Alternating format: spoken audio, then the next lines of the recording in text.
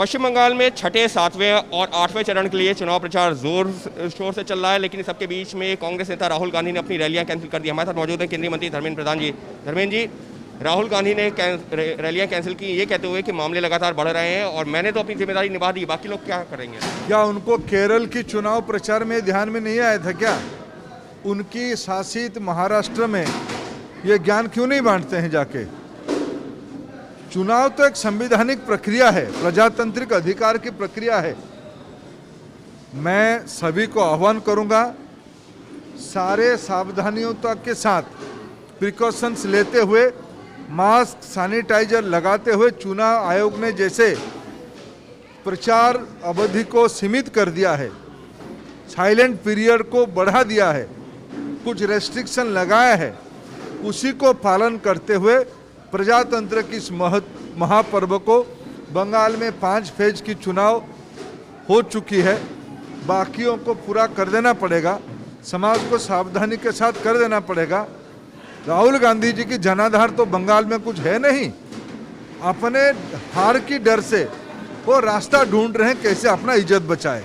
कहा यह जा रहा है कि राहुल गांधी अभी 5-6 रैलियां करने वाले थे, लेकिन उन्होंने सिर्फ कोरोना के बढ़ते मामलों को देखते हुए एक उदाहरण पेश किया है। कोरोना के कारण नहीं, लोग नहीं आएंगे, वोट नहीं है, जनाधार उन्होंने टीएमसी की गुंडाओं के पास गिरवी रख दिया है, इसीलिए चुनाव प्रचार में नहीं आए। और ममता दीदी लगातार, हालांकि चुनाव आयोग ने कह दिया है कि 3 चरणों में होगा चुनाव, लेकिन अभी भी वो ये कह रही हैं एक चरण में चुनाव हो, कोरोना के मामलों को बढ़ने से रोका जा सके। क्या आप लोग अभी भी उसके लिए तैयार हैं? ममता दीदी लगातार चुनाव आयोग की बातों को हमको मानना ही पड़ेगा। चुनाव आयोग जैसे जैसे कहा है, जो विधि निषेध रखा है, उसी को पालन करते हुए हम लोग चुनाव की प्रक्रिया को समाप्त करेंगे। के बीच में ममता दीदी लगातार जो बाहरी और लोकल का मुद्दा उठा रही हैं, तो उन्होंने अब ये भी कहा है कि जो लोग बाहर से आ रहे हैं, करीबन 10,000 लोग बाहर से आए हैं, उनकी वजह से कोरोना फैल गया है। अब जो भी आएगा सबका RT-PCR टेस्ट करवाना ज़रूरी होगा। देखिए, ये सामाजिक विद्वेष वो पिछले कई महीनों से पैदा करने का कोशिश कर रही है। बंगाल की जनता उस झांसे में नहीं है। 5 फेज की चुनाव हो चुकी है, दीदी की हारना तय है, उस घबराहट में वो बिलाप कर रही है।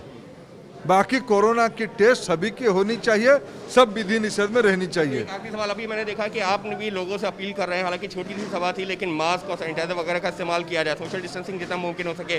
तो क्या आप लोग भी लोगों से ये अपील करके उदाहरण पेश करेंगे कि ठीक है, अगर चुनाव 3 चरणों में भी हो रहा है, लेकिन सावधानी बरतना जरूरी है? मामले 100% चुनाव से उसका कोई संपर्क नहीं है। भारत के अनेक प्रांत में कोरोना की संख्या बढ़ रही है, चुनाव नहीं है।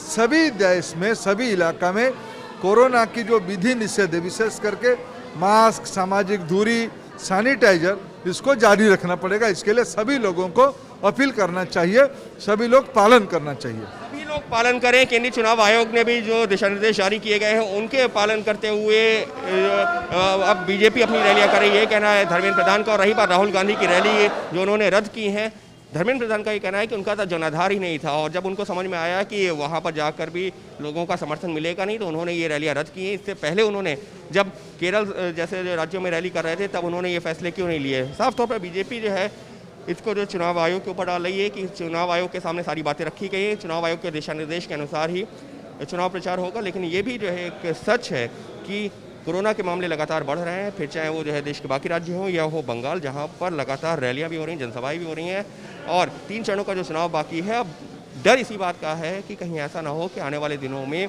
कोरोना ऐसा विकराल रूप ले ले, जो ऑलरेडी देश के कई राज्यों में ले चुका है, और बंगाल में भी हालात इतने भयावह हो जाएं कि आपके पास कुछ करने को ही ना बचे। तो जिम्मेदारी सभी की है, लेकिन नेता ये कह रहे हैं कि चुनाव आयोग के जो दिशा निर्देश उनका पालन किया जा रहा है, और रैली जो है अगर राहुल गांधी ने रद्द की है तो वो सिर्फ अपने डर की वजह से। कैमरा पर्सन बैजनाथ के साथ अंकित गुप्ता, ABP न्यूज़, दमदम।